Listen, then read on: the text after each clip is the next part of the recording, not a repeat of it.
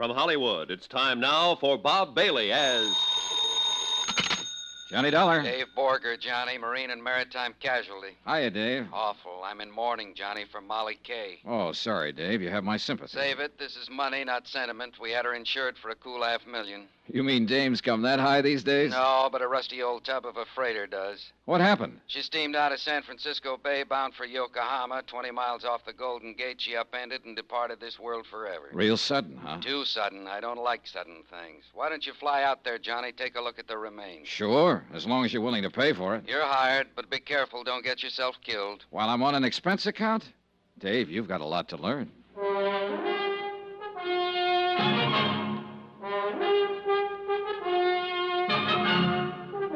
Tonight and every weekday night, Bob Bailey in the transcribed adventures of the man with the action-packed expense account, America's fabulous freelance insurance investigator... Yours truly, Johnny Dollar.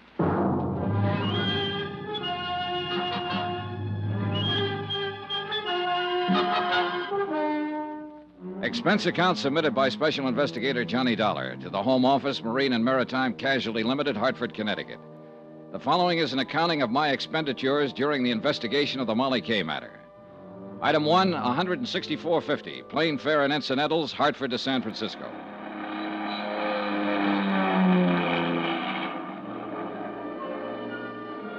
It was mid-morning when I landed, and the city on the Seven Hills glittered under the bright sun like a fabulous hoard of jewels.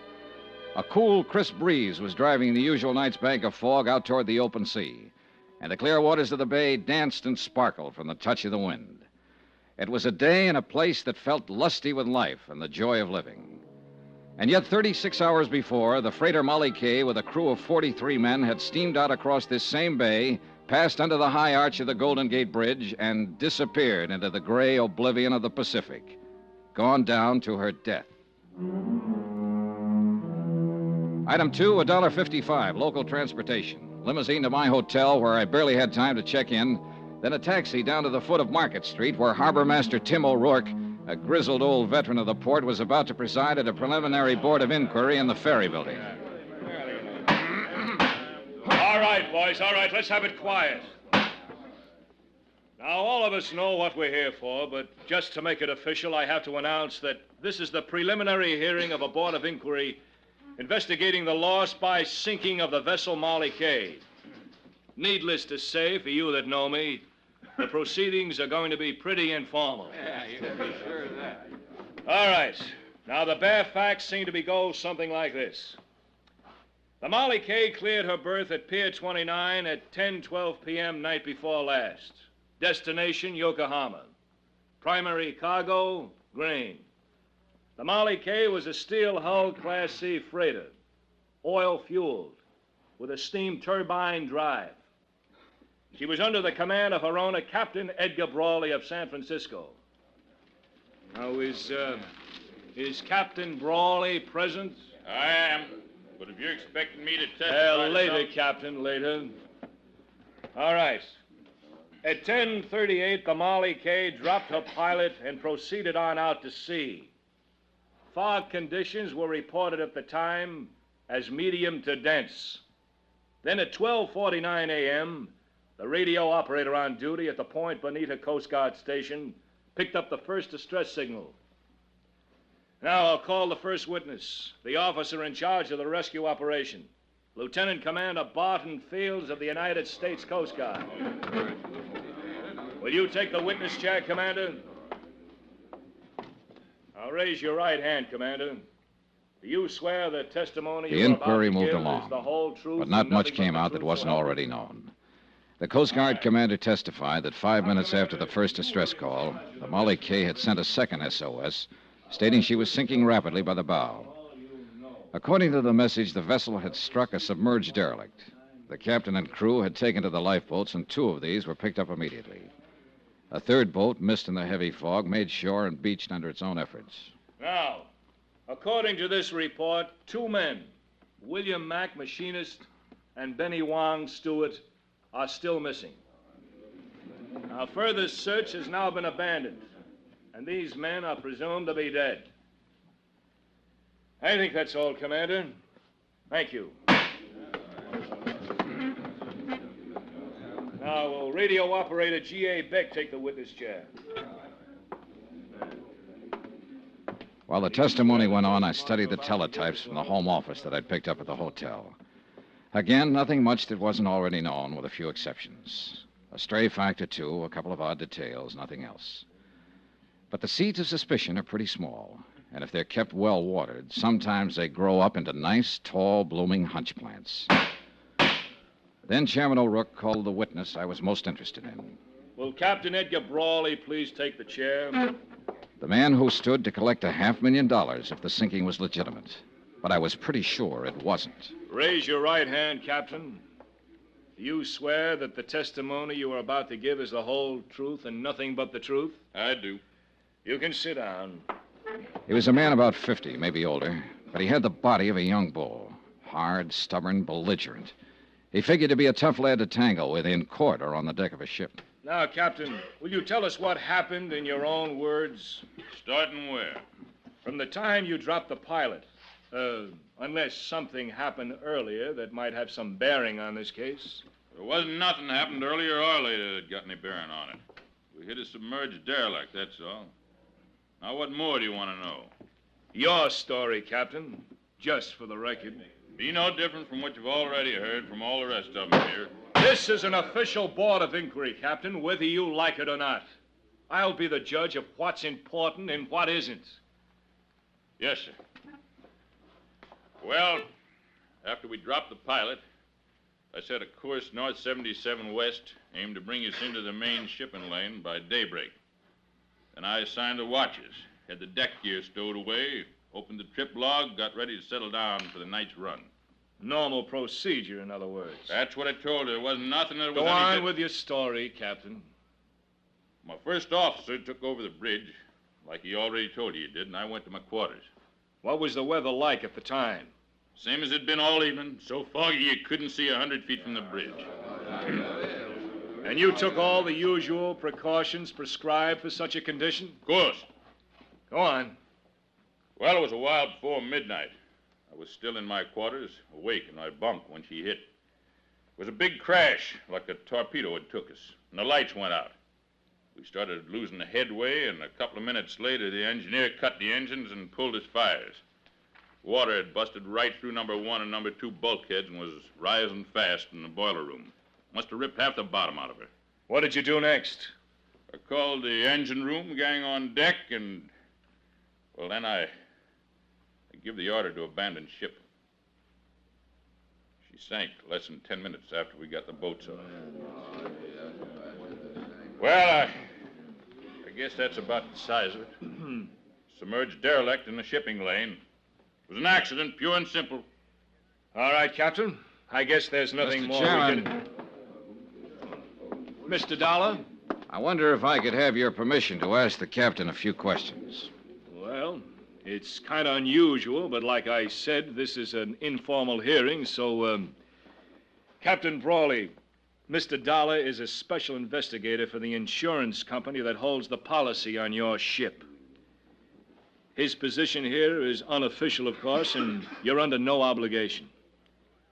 It's up to you. Well, I've told you all I know about it. I got nothing to hide, if that's what you're talking about. Not one single thing. All right. Let him ask till he's blue in the face. Go ahead, Mr. Dollar. Thank you. Captain Brawley, we've heard quite a lot about your last sailing for Yokohama night before last. But there hasn't been any mention of the first time you started to leave, a little over a week ago. Had no bearing on this. Maybe not, but let's talk about it anyway. According to my report, you were 6 hours out of San Francisco when you radioed the Coast Guard to stand by. You had a cargo fire in number 2 hold. That's right.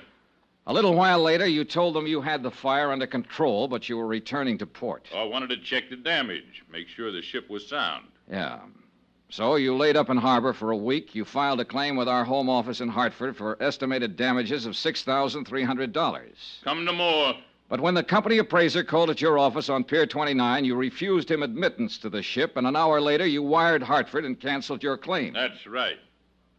A $6,300 loss, fully covered by insurance, and you suddenly decided not to make any claim for it? I'd have lost more if I had claimed it. How do you figure that? Because I had found out that I'd have to lay up here for another 2 weeks while that sneaking company of yours checked the facts, as they called it. I had a cargo on board. I had a delivery date ahead of me. Couldn't afford to waste 2 weeks. What caused the fire? I don't know. Who found it and reported it?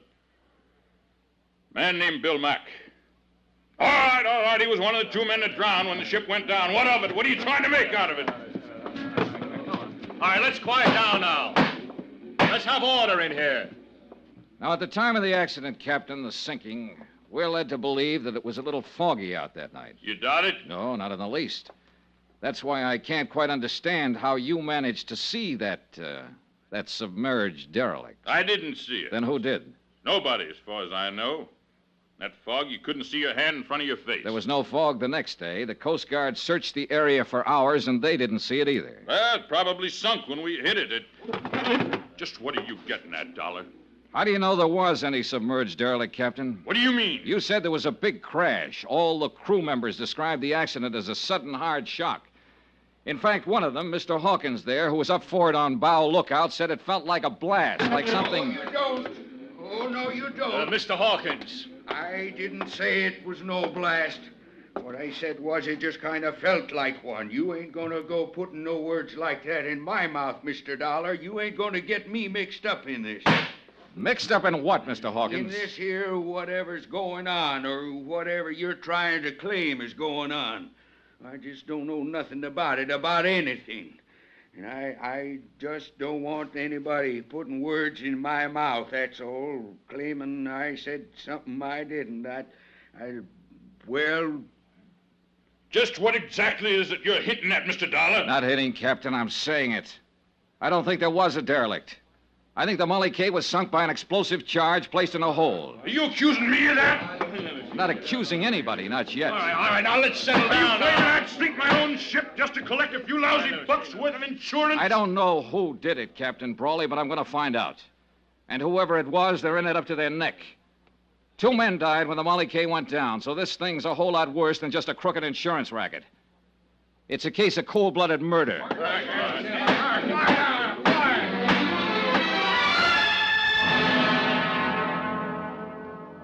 Outside, after the hearing adjourned, I turned west and walked along the Embarcadero. I looked at the crowds and the sunshine and the seagulls out over the bay.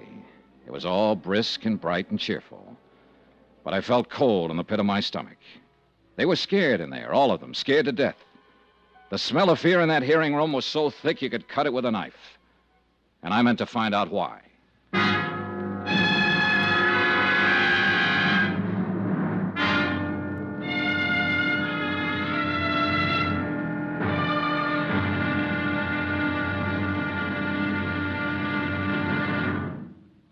Now, here's our star, Bob Bailey, to tell you about tomorrow's episode of this story. Thanks. Tomorrow night, a strange girl and a strange threat.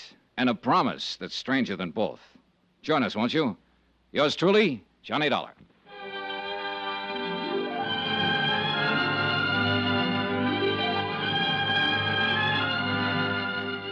Yours truly, Johnny Dollar, is transcribed in Hollywood.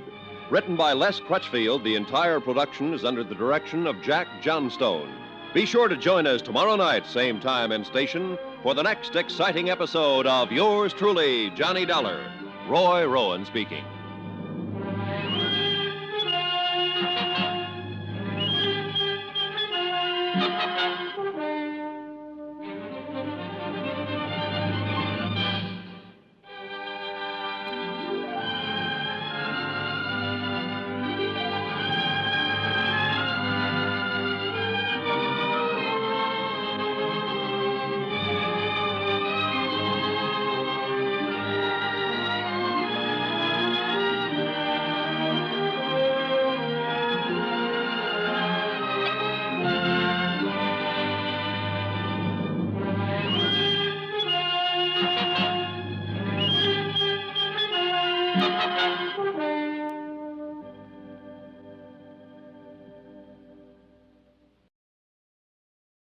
From Hollywood, it's time now for Bob Bailey as... Johnny Dollar.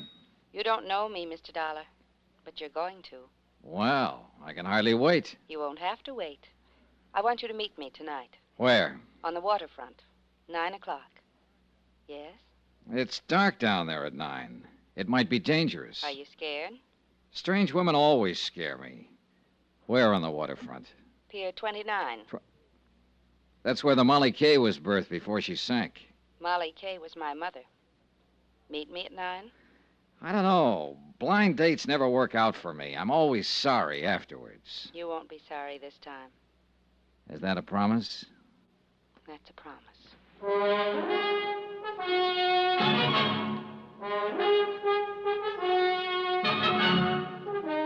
Tonight and every weekday night, Bob Bailey in the transcribed adventures of the man with the action-packed expense account, America's fabulous freelance insurance investigator. Yours truly, Johnny Dollar.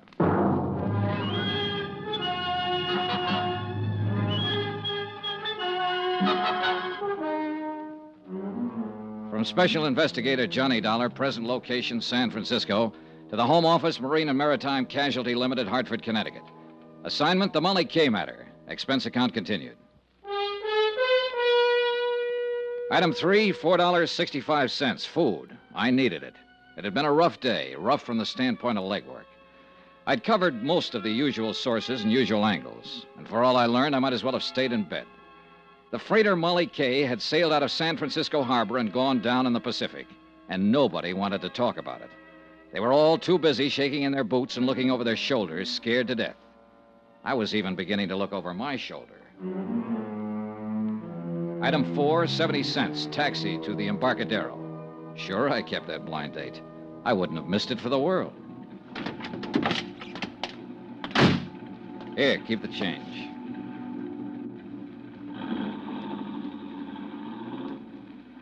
It was dark and lonely along the waterfront. The fog was down, drifting in off the bay, dimming the scattered streetlights with a damp haze and muffling the sounds of the city.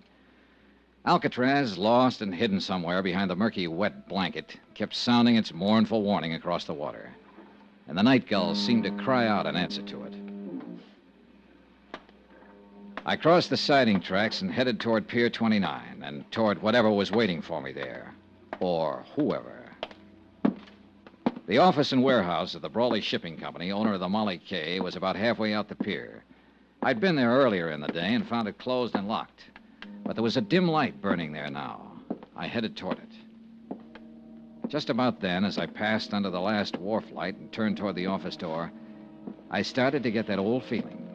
I'd had it before in other places.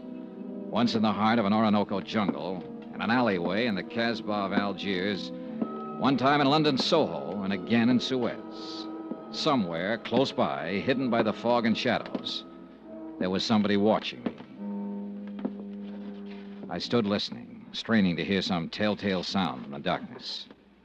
Nothing. But there were a dozen hiding places within a radius of 50 feet, and I wasn't fool enough to start searching them, not knowing what I'd find. I turned to open the door to the Brawley office. Get your hands up, Mac. He'd been standing behind a post right beside the door. Okay. Now, what are you prowling around here for? I was restless, couldn't sleep, and I loved that foghorn. Wanted to get close to it. Knock it sort off, of... wise guy. This is a gun in your back, not a peppermint stick. Oh, don't say things like that. I faint easy. One more smart crack at... Wait a minute. Turn around toward the light. Sure. I'm always glad to oblige. Just sucker up. All right, come on, let go of it. Stop it, you... Let go of that gun. You're gonna break my... All right. Come on, get up, get up. Come on your feet.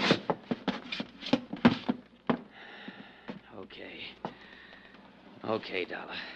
So they're right about you. You are tough. Is that what they say? I've heard it around. Then how come you jumped me? I didn't know it was you, not till you turned toward the light. Just saw somebody was prowling around the office here. Who's there? What's going on? It's all right, Ellen. Dean, what are you doing here? I could ask you the same thing. Why, I just came down to do some work on the books and... Oh. This is that insurance investigator, Johnny Dollar. Yes, I know. What do you mean you know? I asked Mr. Dollar to meet me here tonight. Why?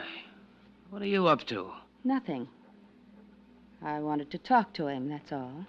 Down here alone, huh? At this time of night. Dean, suppose we talk about it tomorrow. Okay. That's the way you feel. Not a matter of how. We'll discuss it tomorrow. All right. Oh, the gun, Dollar. Do I get it back? Oh, sure. Here you are. Don't let anybody take it away from you now. Don't worry. They won't. I'll see you tomorrow, Dean. Yeah. Yeah, sure. Come in, Mr. Dollar. I followed her into a suite of offices that were a lot plusher on the inside than they were on the outs. Mahogany paneling, leather chairs, rugs, sofa, an open fire burning. Small, but cozy, like the girl herself. So we talked. The weather, the fog, the weather yesterday, how we like San Francisco, sparring-type talk. Then finally came the tip-off that we were going to get down to business. Would you like a drink, Mr. Dollar? I poured scotch for both of us, and the clink of ice served as opening bell for the first round. Mr. Dollar sounds so oddly formal. Do you mind if I call you Johnny? Johnny it is. And you? Ellen Brawley. I guess I am a little slow in introducing myself. But it upset me. Dean being out there, I mean. And acting the way he did. You're Captain Brawley's daughter. Yes. As I told you on the phone, Molly Kaye was my mother's name. Father thought the world of her. It broke his heart when she died. Later, he named his ship after her. And now the ship is gone, too. Yes. Ellen, what about this man you call Dean? How does he figure in this? Dean Sutton, he's an exporter. I've known him for some time. He's not usually the way he was tonight. Jealousy always makes a difference. Jealousy. Sure, it's stuck out all over him. He just does business with my father.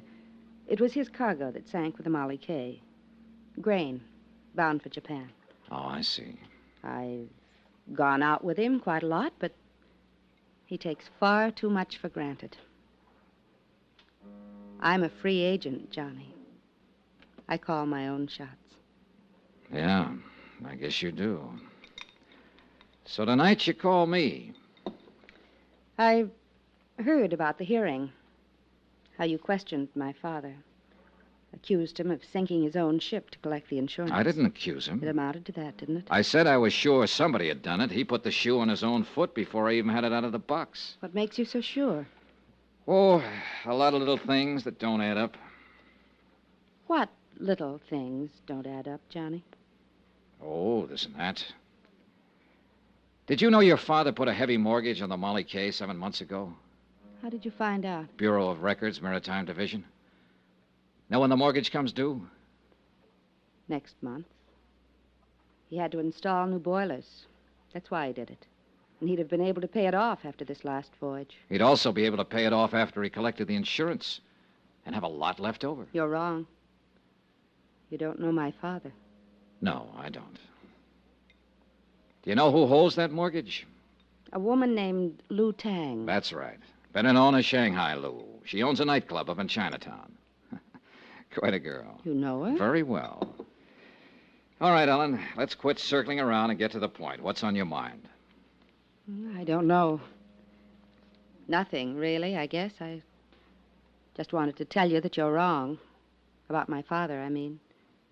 If the Molly Kaye was sunk deliberately, he had no part in it. I'll make a note of that, even though your opinion may be a little bit prejudiced.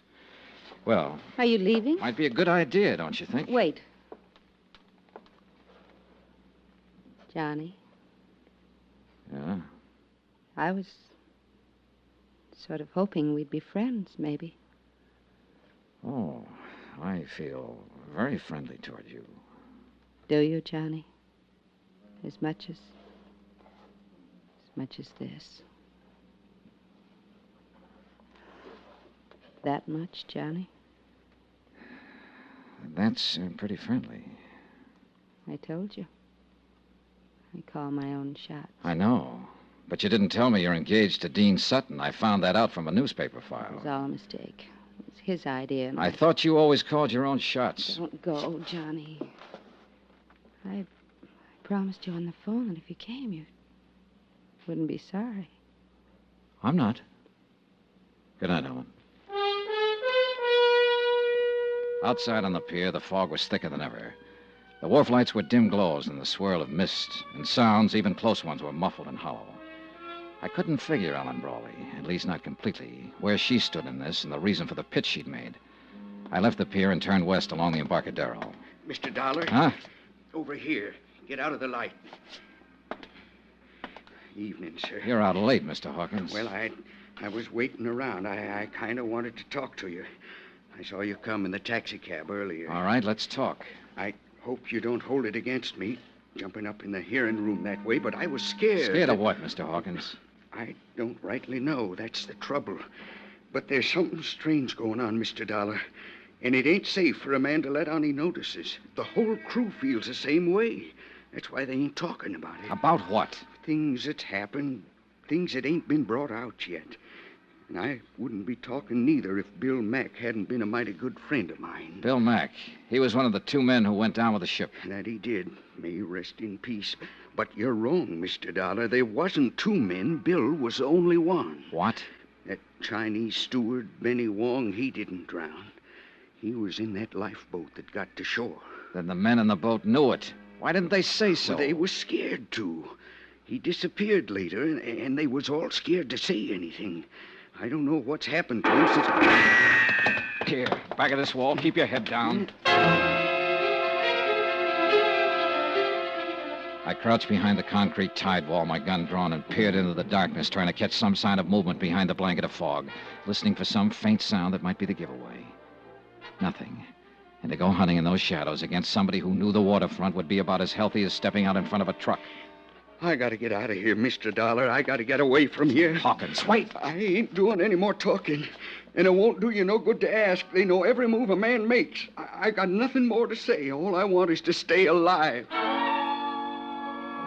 So that was that. Fear again. He was scared to death. And I couldn't very well blame him. That shot had come close. But there was one thing Hawkins hadn't thought of. I had. And I didn't like the thought. That bullet might not have been meant for him. It could have been aimed at me.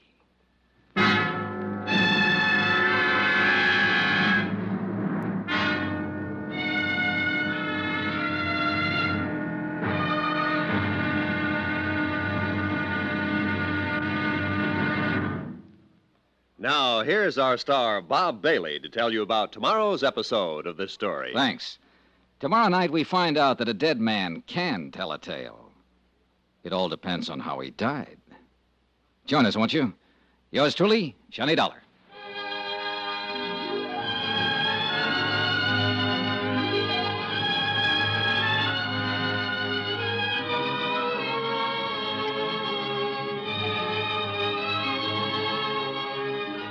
Yours truly, Johnny Dollar, is transcribed in Hollywood. Written by Les Crutchfield, the entire production is under the direction of Jack Johnstone. Be sure to join us tomorrow night, same time and station, for the next exciting episode of Yours truly, Johnny Dollar. Roy Rowan speaking.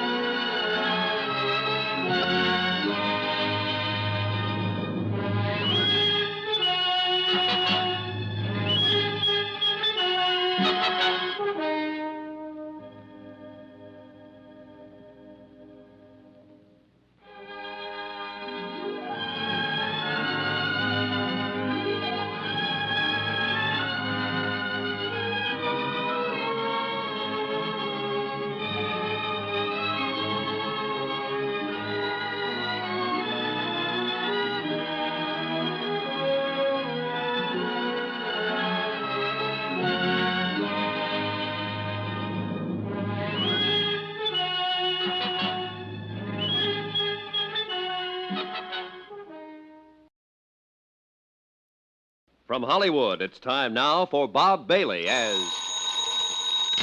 Johnny Dollar. Guess who, Johnny? Lou. Lou Tang. When they told me you had called, my heart jumped and beat faster. It has been a long time. Too long.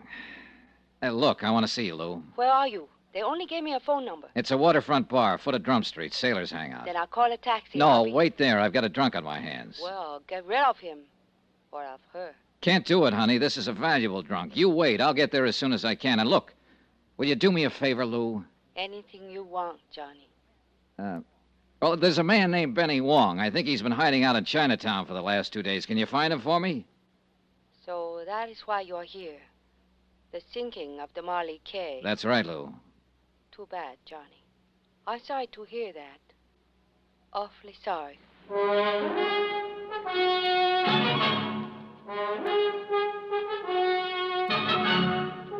Tonight and every weekday night, Bob Bailey in the transcribed adventures of the man with the action-packed expense account. America's fabulous freelance insurance investigator. Yours truly, Johnny Dollar.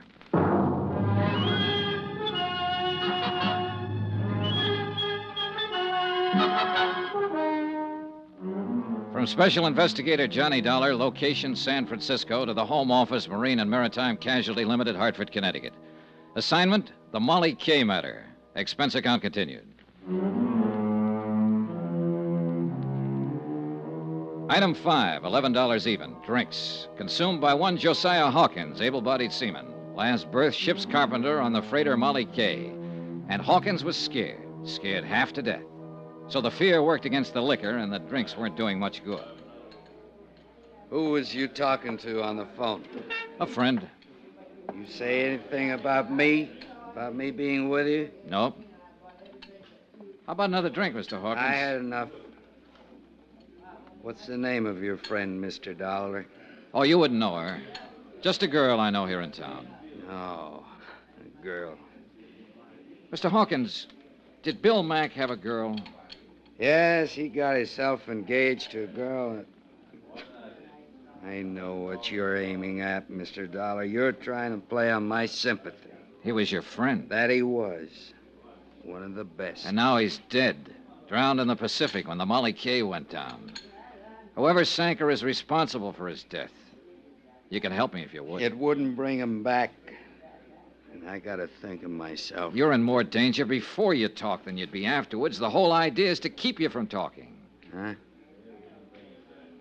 Sure, there's sense in that, all right. Somebody shot at you out there on the docks, tried to kill you. You'll never be safe as long as they're running loose. Well, Mr. Hawkins? The Molly Kaye was sunk deliberate. We're sure of that. All of us that was aboard her. Things just wasn't right even before it happened. What things? Well, that fire, for one, 10 days ago, the first time we started out for Yokohama. Bill Mack was the one that discovered it. Did Mack think the fire had been set? That he did. He told the captain that. And you know what happened, Mr. Dollar? What happened? Captain Brawley knocked him down the bridge ladder. Told him to keep his mouth shut and not go around spreading wild rumors. All right. The second time you sailed, what happened? Well, as soon as we cleared the gate and headed out to sea, Bill and me was on watch. He had me cover for him while he sneaked down in the hold to see what he could find out. He still hadn't come back when it happened.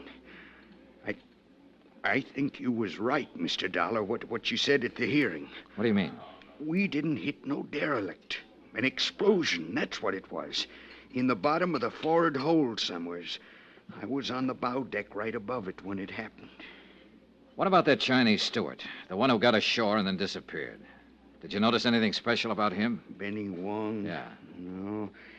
We was only a couple of hours out of port. I don't even remember seeing him. One thing, though, that seemed kind of funny at the time. What was that? The first mate done all the hiring for this trip, same as always, just one exception. Benny Wong was hired on by Captain Brawley himself. Uh-huh. And something else, Mr. Dollar. About Bill Mack being drowned. You was wrong about that. Bill Mack is alive? No, he was dead before the Molly Kaye ever sunk. What? I went looking for him as soon as it happened. And I found him down on the lower boat deck, lying in a pool of blood. Somebody'd cut his throat. I'll have another drink now. I sat there looking at him across the table, not saying anything. There was nothing I could say. Bill Mack had been his friend. I thought over what he just told me, tried to fit it in with what I already knew. It didn't add up to an answer yet, not quite, but it was close, and it was getting closer all the time. Mr. Dollar, it's him. Huh? Captain Brawley over there. He just come in. Yeah, he's seen us, too. He's coming over this way. I got to get out of here. Sit down, Mr. Hawkins. He won't start anything. You don't know him. You don't know how he is when he gets mad. No, but it looks like I'm going to find out. Well, Hawkins, seems like you're not very particular about the company you keep. Neither am I, Captain. Pull up a chair. What are you up to, Dollar? Offering him a bribe to testify against me? Don't need to. There's enough against you already. Yeah, there will be, more than likely, when you and them smart company lawyers get through. You insurance people are all alike. You're right there to collect when it's due you, but you squirm when it comes to paying off. Well, now, that depends on the circumstances, Captain, and in this case, well, I wouldn't go spending that money yet if I were you. That's what you've been telling them, huh? When I've got anything to tell, I'll tell it to the courts. Yeah, along with anybody else you can turn against me. Like my own daughter, for instance. She even sneaked around and tried to turn her against me. Not that that took much doing. And Dean Sutton, owner of the cargo. But there's a limit to what a man will take, Dollar. And I took enough already. Now, you better quit pushing me. I'm warning you. Are you?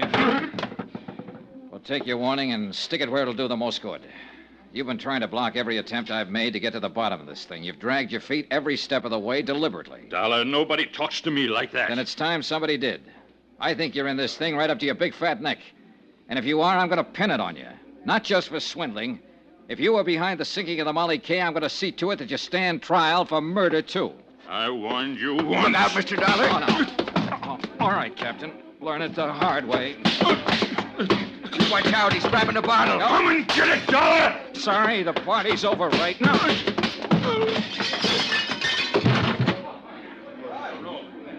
You better get out of here, Hawkins. He's not going to feel very friendly when he comes to. You're the only man I ever seen stand up to him, Mr. Dollar. There was one other one. Bill Mack. I left Captain Brawley lying there on the floor. They were throwing water on him when I walked out. I hadn't wanted the fight, but there'd been no choice. And it had given me one new fact to fit in. The captain's coat fell open when he hit the floor, and I saw he was packing a gun. Expense account, item 6, 80 cents. A taxi fare to Chinatown and a rendezvous with Lou Tang. Shanghai Lou. A strange woman, this one. Wise, shrewd, and alert. Hard and tough when she feels that way. Soft as a kitten when she feels that way. Her nationality, history, age, nothing certain about any of that. But there's one thing that is certain. She's the most beautiful woman I've ever known. It is good to see you, Johnny. How long has it been? Last year, Lou, in Paris. How could you forget? I didn't forget. I only wanted to see if you had. Kiss me, Johnny. Oh. I came here to talk business. Oh, business. I don't feel like talking business. Simmer down, baby. Let's get married. All right, but first When? let's tomorrow. Now, if Why not tonight? It's too late. We'd have to wake somebody up. Always problems, reasons. I don't think you even want to marry me. Sure I do. I've been mad, too, for years. Then why didn't you in Paris? Lou, it's no time to go into that again. Look, I'm on a case, a rough one. And it's just possible that you may be mixed up in it. Johnny, I did not sink the Molly Kaye, so there you are. That takes care of the business. Let's get married. Will you sit back down there? That does not take care of the business. What more do you want to know? Several things. Benny Wong, for instance. That man you asked me about? Yeah, they said he went down with the Molly Kaye, but I found out different from one of the crew. I have not found Benny yet, but I have people looking, so why don't you and I... Lou, I've known you too long. You're not fooling me. Fooling you? The patter is good, but it's not covering the fact that you're bothered. You've always bothered me, Johnny. That's not it. How do you figure in this thing, Lou? I don't really know what you mean by this thing, Johnny. You had a pretty heavy stake in the Molly Kaye. $100,000 mortgage loaned to Captain Brawley. A sound business deal, that's all. I have investments in many ships that sail out of San Francisco. Ah. And, of course, the investment was covered by insurance. Naturally. I made sure of that before I advanced the loan. Don't let the soft brown eyes fool you, Johnny. I'm a hard-headed businesswoman. Yeah, I know. It was a business deal, nothing else. Showed every chance of being a profitable voyage. He was carrying a cargo of wheat.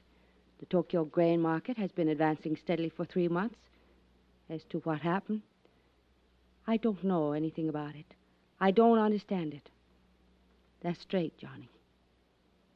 That's all I know. What about this fellow, Dean Sutton? Do you know him, Lou? I've met him. I understand he's engaged to Captain Brawley's daughter. But beyond the... Pardon me a moment. I'll see who it is. The visitor was a young Chinese lad. She stepped outside to talk to him, and I lit a cigarette and waited for her. I thought over what she'd said, tried to see behind it, and to decide whether to believe it or not. Lou Tang was not a person you could push. I stood up when she came back into the room. You're not leaving, Johnny. Yeah, I think I'd better. Will you see me tomorrow? You know I will. What if I were mixed up in this? Would you send me to jail? You know the answer. Yes. And you're the only man I know who would. I'd be gentle about it, though. I think you really would. You're sweet, Johnny. Awfully sweet. I'm a doll. I've made up my mind to take no part in this, to stay completely out of it. But I'm going to tell you something. What do you mean? That man who just came to the door, I've had him out looking for Benny Wong. Has he found him? Not yet. But he's found out something about him. Johnny, if the Molly Kaye was sunk on purpose, how do you think it was done? By an explosion in the bottom of the fort hold. Benny Wong was a demolition sergeant during World War II. He's rather well known as an expert on explosives.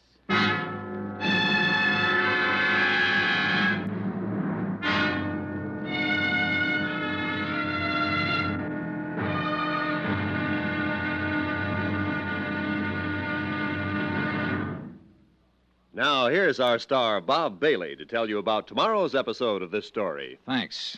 Tomorrow night, a double cross, a double play, and a lovely girl forces the jealous sea to give up its dead. Join us, won't you? Yours truly, Johnny Dollar.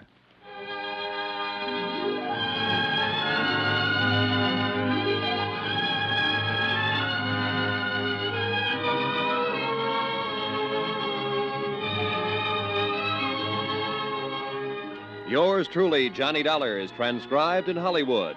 Written by Les Crutchfield, the entire production is under the direction of Jack Johnstone.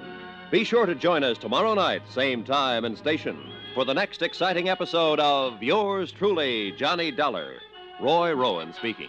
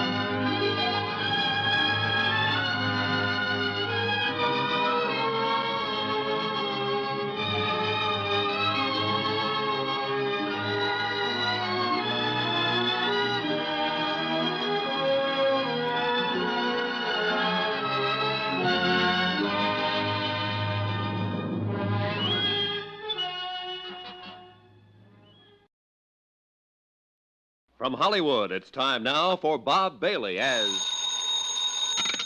Johnny Dollar.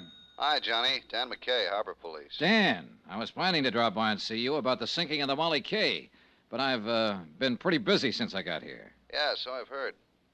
Johnny, you're under arrest. What did I do? Park in a red zone, walk on the grass? I'm not kidding. I mean it. Oh, what's the charge? Now, let's see. Assault and battery, Aggravated assault, assault with intent to do bodily injury. Hold it, Dan. That's enough. But you want to know who signed it? I already know. That's practically an admission of guilt. You know that. But I've got witnesses. So is he. Huh? I think you'd better come down and talk about it. Or you'll send out the wagon, is that it? I'm serious, Johnny. All right, Dan. I'll be down.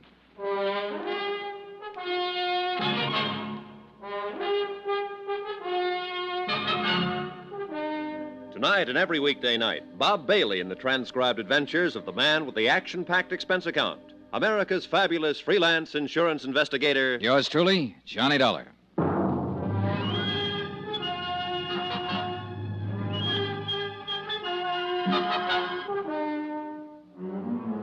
From Special Investigator Johnny Dollar, location San Francisco, to the Home Office, Marine and Maritime Casualty Limited, Hartford, Connecticut. Assignment, the Molly Kaye matter. Expense account continued. Item 7, a mere 60 cents. Taxi from my hotel to the foot of Market Street and headquarters of Inspector Dan McKay in charge of Harbor Police. I'd known Dan for years, well enough to realize that knowing him wouldn't make any difference. Not when he had a warrant to serve. I knew the charge wouldn't stick, of course, but it could slow me down. And I figured that was exactly why it had been filed. You may be right, Johnny. Maybe Captain Brawley did file charges just for nuisance value. Keep you out of his way for a day or two. That's exactly what he did. Nevertheless, the charge was filed, and a warrant has been issued. So what are you going to do about it? I know what I'd like to do about it. That's against the law, too. You know, you could be wrong, Johnny. Brawley may not be guilty of the Molly Kaye sinking. I told you the whole story, Dan. The facts add up. What do you think? I think you've got an awful strong case, but it's still based on circumstantial evidence. Well, what else is there to base it on? The rest of the evidence is out past the harbor there, out beyond the Golden Gate, a mile below the surface of the Pacific. Yeah, I know. Most of the cases we handle here in the Harbor Division are like that. Well, then you can see the problem I'm up against. Yeah, I can see it all right. That's a big harbor out there, Johnny. Biggest natural harbor in the world. A lot of square miles of water. A lot of miles of shoreline. And a lot of ways of covering up a crime. As far as disposing of physical evidence, it's true. Body can be thrown into the bay, a weapon, so on. Sometimes we recover it, sometimes we don't. It's tough, Johnny. Yeah, I imagine. Real tough. Hey, that's the SS Maritonia, arriving from Ceylon, Java, the Philippines. She'll dock at Pier 14. The cargo is probably spices, mahogany, raw ore. Nice-looking ship. Beautiful. They drive me crazy, Johnny, watching them here from the window. I should have gone to sea. Oh, well. Anyway, since we don't have physical evidence in a lot of cases, we've learned to rely on other things. Such as? The human elements, Johnny. You've turned up a lot of facts, true. You've made a good deal more progress on this case than I have. Than you have? What do you mean? Tim O'Rourke sent me the report of the inquiry board. I've been working on the case ever since. Now, you got a pretty convincing bunch of facts. But I know Captain Brawley. By reputation, at least. Look, Dan, I know what you're getting at. People who know Brawley think he's honest. O'Rourke said the same thing. Right. Tough, hard, violent temper, a slave driver, but not a crook. An honest man can get under pressure sometimes, get pushed beyond his depth. It happens every day. Yeah, but Johnny, even then, he reacts according to his pattern. Hey, here's what I'm getting at. That murder on board the Molly Kaye just before she sank, you said Hawkins told you the man had been knifed. Now, I can see Brawley slugging somebody with fist, club, or bottle, or even shooting a man. But not a knife. It's not in his nature. That's what I mean by human elements. And you're right, Dan. I agree with you. I don't think it was Brawley who killed him. Here's the way I see it. Brawley was pressed for cash. The mortgage on his ship was due in 30 days. He was carrying that grain for Dean Sutton on a contingency basis. He might not make any money, or at least not enough. He was probably doing it as a favor to his daughter. She and Dean Sutton are engaged. Yeah, I know, So Johnny. the first time out, he tried setting that fire on board. It didn't work. One of the crew, Bill Mack, discovered it before it got started. The Molly Kaye returned to port, and Brawley filed an insurance claim. Then he got scared off an investigation and withdrew it. That's all guesswork, Johnny. So far, his second attempt, he contacted an expert on explosives, Benny Wong. And Benny pulled off the job for him, blew the bottom out of the ship and sank it. And what about the knifing? Well, Bill Mack was suspicious. He was prowling around the hold and caught Benny in the act of setting the explosive. Benny killed him, figuring the sinking would cover for him. But by accident, Hawkins stumbled onto the body before the ship went down. Well, that adds up, Johnny. It's hard to argue with you. I just can't see a captain sinking his own ship. It's been done before. Yeah, I know. Not everybody feels about them the way you do, Dan. And $500,000 is a lot of money. That's true. But 25 years of command means a lot, too. Deep sense of responsibility. Integrity. Oh, pardon me. Inspector McKay. Oh, yeah. Just a moment. It's for you, Johnny. It was Lou Tang, Shanghai Lou. She'd called the hotel and found out where to reach me. For once, she didn't try to play games. She spoke briefly and straight to the point. And she told me what I wanted to know the most. When I hung up, I knew I was on the last lap. I had the case right in my hand. Well, what's up, Johnny? What is it? Dan, how would you like to come along and talk to the man who blew up the Molly Kaye?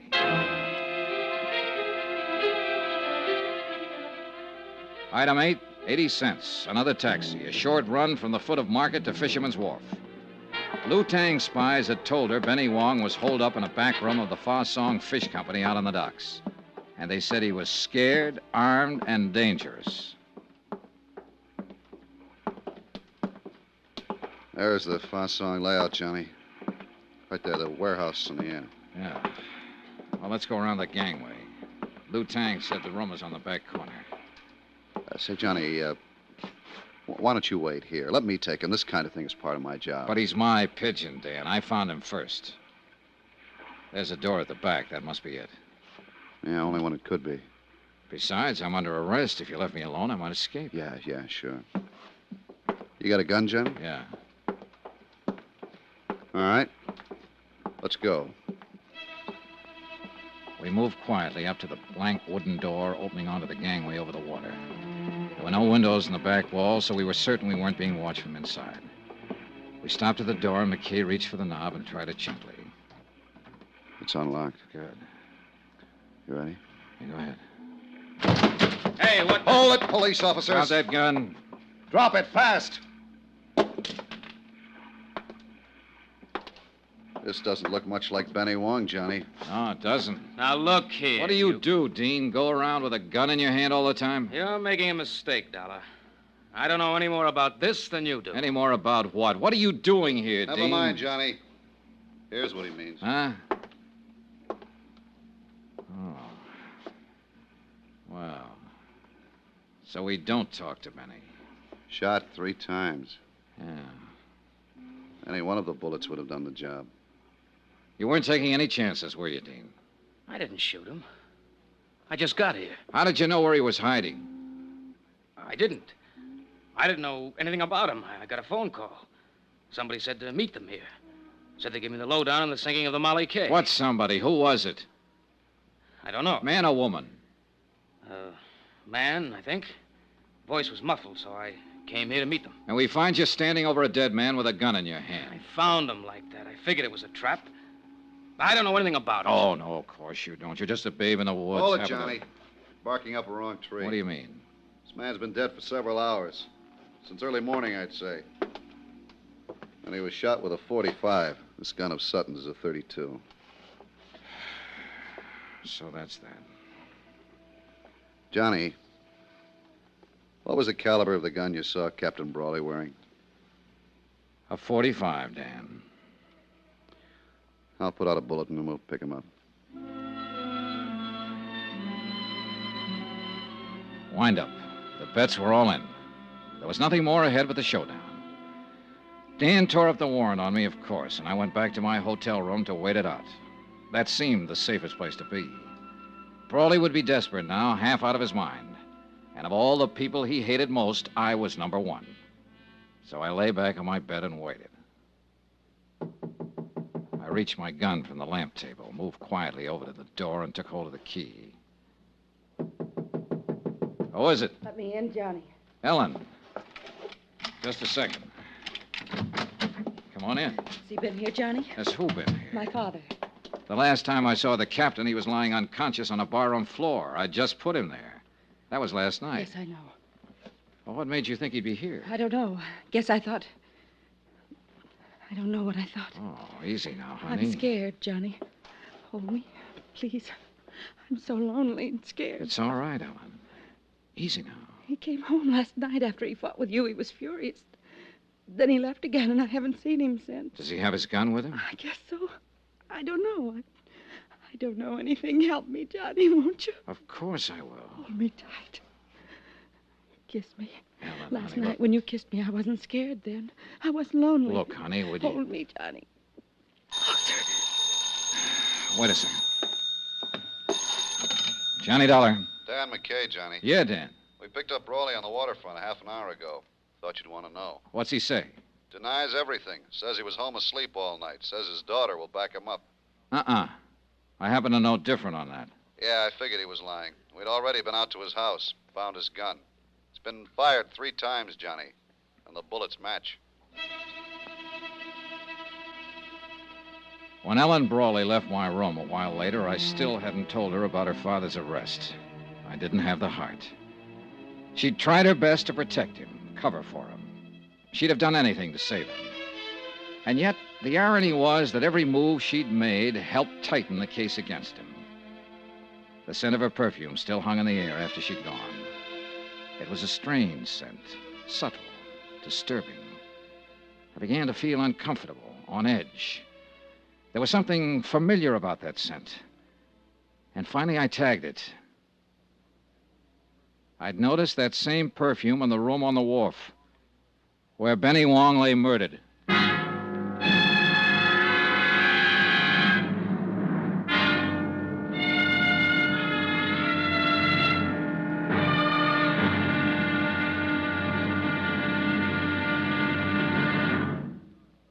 Now, here's our star, Bob Bailey, to tell you about tomorrow's episode of this story. Thanks.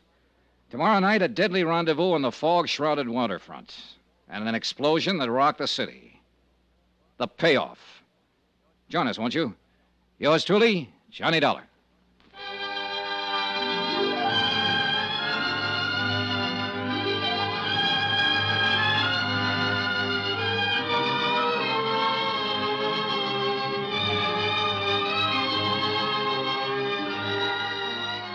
Yours truly, Johnny Dollar, is transcribed in Hollywood. Written by Les Crutchfield, the entire production is under the direction of Jack Johnstone. Be sure to join us tomorrow night, same time and station, for the next exciting episode of Yours truly, Johnny Dollar. Roy Rowan speaking.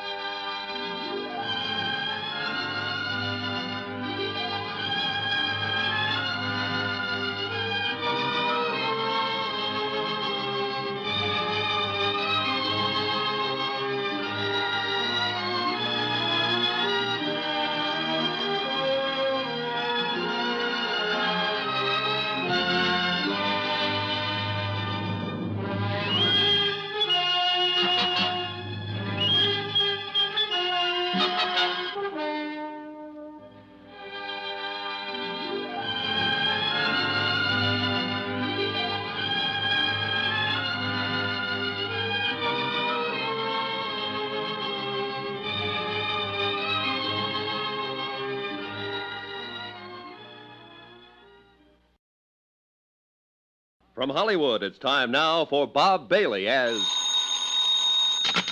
Johnny Dollar. Johnny, I've got it for you. Lou Tang. Good. What did you find out? That prices on the Tokyo grain market did break suddenly, about 3 weeks ago. 3 weeks. Uh-huh. Reason, oversupply. The price has been holding since at about 60% of the peak. A 40% drop, big enough to cause the damage. What damage? The sinking of the Molly Kaye, a double cross, a frame-up, murder. It's as clear as crystal, Lou. Come see me later tonight. Tell me all about it. All right. Or at any rate, come on, tell me about something. About a certain night in Paris, maybe? I think I'd like that very much, Johnny. Wait for me, Lou. I'll be there later. You can count on it.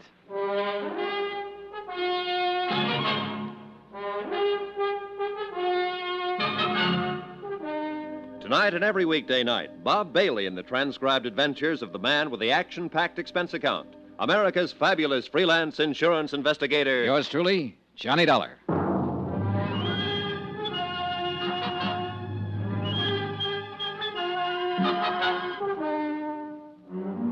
From Special Investigator Johnny Dollar, location San Francisco, to the Home Office, Marine and Maritime Casualty Limited, Hartford, Connecticut. Assignment, the Molly Kaye matter. Expense account, final page. Item 9, 770, long-distance calls to Hartford and New York. I was pretty sure before I called, but I had to check on it. It checked. Item 10, 80 cents, taxi from my hotel to the waterfront office of Inspector Dan McKay, Harbor Police. It's a funny deal, Johnny. I can't figure. Captain Brawley is clammed up tight. Won't answer any more questions. Doesn't want a lawyer. Won't even talk. It's a funny deal. Not when you consider the fact that he's innocent. What? What you said? I know. I argued the opposite. I was wrong, Dan. What is it, Johnny? Just plain stubbornness? No, but that's what it is with Captain Brawley. Maybe that's the tip-off, his stubborn bullheadedness. The human elements you mentioned. How are you figuring it? If Brawley were in a money jam, he'd never scheme and connive at planning a thing like that of sinking his own ship. He's too stubborn. And besides, he wasn't in a jam, I'm sure of it. Well, no, wait a minute. He had a $100,000 mortgage to meet.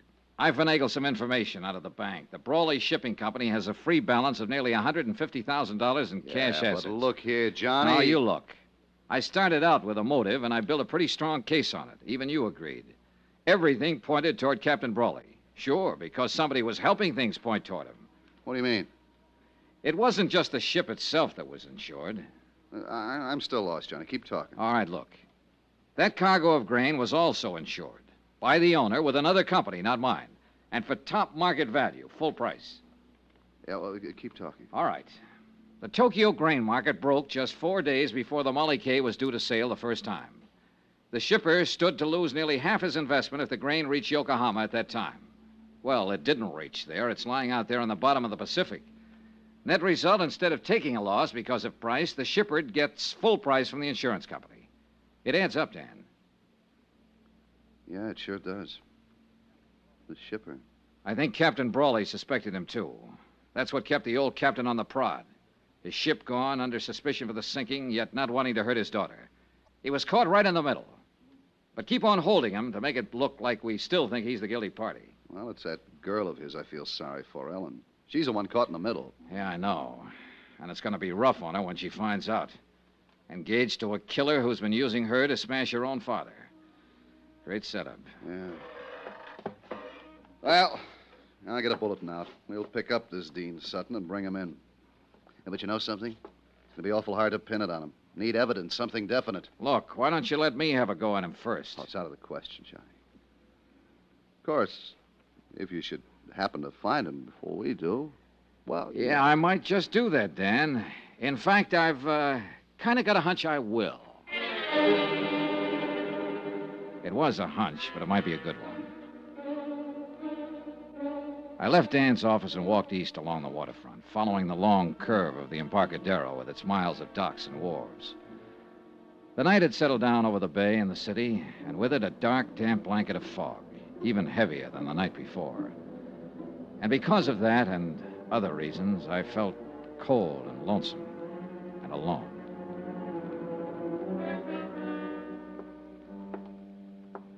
I turned off the Embarcadero and walked out Pier 29. I was about 30 yards from the Brawley warehouse when I was suddenly brought up short.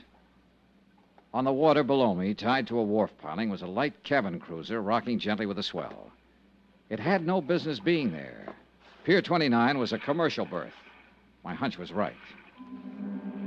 I moved quietly to the edge of the wharf and stood watching the little cruiser for several minutes. There was no sign of life, no sound. Finally, I climbed over the dock rail, down the wharf ladder, and stepped onto the deck. Still no sound, no movement. I moved over to the companionway door leading down below decks and reached out my hand for the latch. Then I stopped short, caught suddenly by a sharp feeling of danger. It wasn't a sense of being watched. It was deeper, more subtle, more vague. I tried to shake it off, reach again for the latch, Then the boat shifted slightly, and the dim glow from the wharf light overhead moved across the hatchway door. Inches in front of my face, I saw the glint of bare copper wires, all set to make contact if the door was open. One more move, and I'd have been blown sky high. That boat was booby-trapped. There was a light burning in the office of the Brawley Shipping Company. I knocked on the door, drew my gun, then I stepped back and waited. I leveled the gun on the door. Johnny. Are you alone, Ellen? Yes, of course. Come on, let's get inside. What is it, Johnny? Have you seen Dean Sutton tonight? I tried to find him, but I couldn't. My father's been arrested, charged with murder. Yeah, I know, honey. I came here to go over the company records to see if I could find something that might help him, anything. Ellen, Johnny, look. Look at this mess. Somebody's been here. Files dumped in the middle of the floor, papers all over the place. Yeah, looks like they're planning to start a bonfire. Say, tell me something, Ellen. Does Dean Sutton own a boat? Yes. Light cabin cruiser named the Piper. Why? It's tied up at the wharf. He's around here somewhere. Well, what of it? What do you mean? Your father didn't sink the Molly Kaye. Dean Sutton did it. But he wasn't even on board. He didn't have to be. He hired an explosive expert named Benny Wong to do the job. He got your father to take Benny on as steward. That's the man they're accusing father of murdering. Dean is the one who did it, using your father's gun. But why? To collect the insurance on that cargo of grain. Oh, look, I know it's a rough deal, honey, and I know how you feel. But I guess your best bet is to chalk it up to experience. At least your father's in the clear now. I think I sensed it, Johnny. That something was wrong with Dean. Badly wrong. I guess that's why I felt like turning to you instead of him. Why I still feel that way. I think I'm going to cry. Then cry. Cry it out and get it over with. Come here, Ellen. I held her close and tried to comfort her. She pressed her face against my chest and whimpered like a hurt kid. I kept stroking her hair, breathing in the scent of her perfume. Perfume. The same perfume that had hung in the air of the room where Benny Wong was killed. The pieces shifted, fell into place again. The puzzle was finally solved, but too late. Because I could feel the muzzle of the gun she was pressing against my side. Easy now, Johnny. Turn around slow and get your hands up. That's the idea. Now stay that way. I'm a dead shot, Johnny. If you doubt it, ask Benny Wong. Right under my nose. Right from the start. How wrong can a guy be? As wrong as you were, Johnny. It had to be you. There was no chance for Dean to steal your father's gun and then return it. Not unless you were in on it with him. It was my idea. Dean's too weak to plan a thing like that. He has to be propped up and pushed. And you're just the girl to do it. You ought to know. Yeah, I do now. It's too bad. I like the way you kiss. Any chance of working something out, Johnny? Or are you too honest? So that's it. The next step is to get rid of Dean. And you've already got the trap set. Not yet, but I'll think of something. I'm clever, Johnny. Don't you think so? I heard footsteps coming along the wharf. Dean Sutton. I had only seconds to think of something, so I took a chance, edged back against the wall, inched over closer to the door. That's far enough. Don't push your luck. There's Dean coming now. He went after some gasoline. We're going to build a nice warm fire, and you're going to have a ringside seat. Come on in, Dean. We've got a visitor. Dollar. What do you know? So you walked right into it. Just like a... The chance paid off. He walked between us, blocked Ellen's line of fire, and I jumped him. I grabbed him around the neck, held him as a shield, dragged him back out through the door, out to the wharf. Dean! Break loose! Let me get a shot at it! I was trying to get clear of the light before Ellen could blast me with that gun, and I made it. But Dean broke loose, came in me swinging. He slipped and staggered up against the dock rail. The railing broke, split in two, and we went over the side. We struggled back up to the surface. Dean's hands were clenched on my throat, and I couldn't break his grip. Ellen started firing from the wharf above us, not knowing who she'd hit and not caring. I took a deep breath and dragged Dean under the surface. But his hands were still on my throat, and I couldn't break loose. My lungs were bursting. My strength was going fast. I brought up my knee. He fell away from me. I was free to fight my way back up to the surface. I swam around in circles, getting my breath, watching for Dean, but he didn't come up. He didn't come up for 2 days.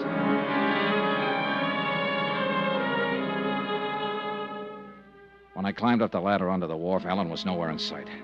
I heard somebody running toward me, saw the flashing red light back at the land end of the pier, and I knew why she'd left. Dan McKay and his boys. Johnny! Johnny! Hey, over here, Dan. Are you all right, Johnny? Yeah, I'm all right. Do you see Ellen Brawley? Well, some girl ran up the wharf there toward that cruiser. That boat's got a booby trap on it. Come on, Dan. All right. What's she doing here? She was in on it, too. Dean's in the water, drowned, I guess. Look, there she is, climbing down off the wharf. Ellen, stop. She's on the cruiser. No. Ellen! She's gonna try... Look out! Get down! Flat on your face. If she opens that hatch...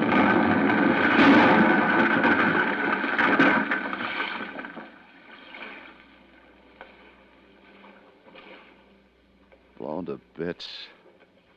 Booby trap. They had it rigged for me, and she... No. She didn't know about it. That wasn't meant for me. They were both pulling a double cross. Dean set that trap for her. End of expense account, except hotel and plane fare back home. Total $547.60. Well, it looks like the company pays off on this one, Dave. The ship owner was innocent. But you'll make it back. I really feel sorry for Captain Brawley. He commanded his own quarterdeck for 25 years. Strong and proud and unafraid. He had a wife once named Molly Kaye and a ship named Molly Kaye. And he had a daughter, too. And now the sea has taken all of them away from him and left him cast up on the beach, a broken old man. Bitter, beaten, alone. Yours truly, Johnny Dollar.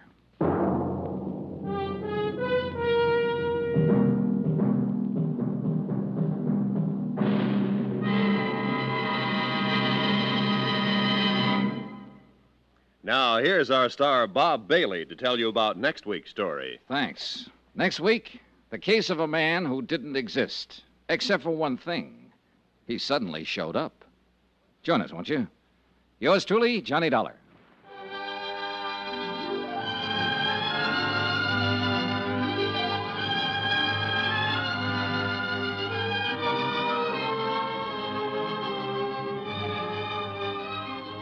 Yours truly, Johnny Dollar, is transcribed in Hollywood.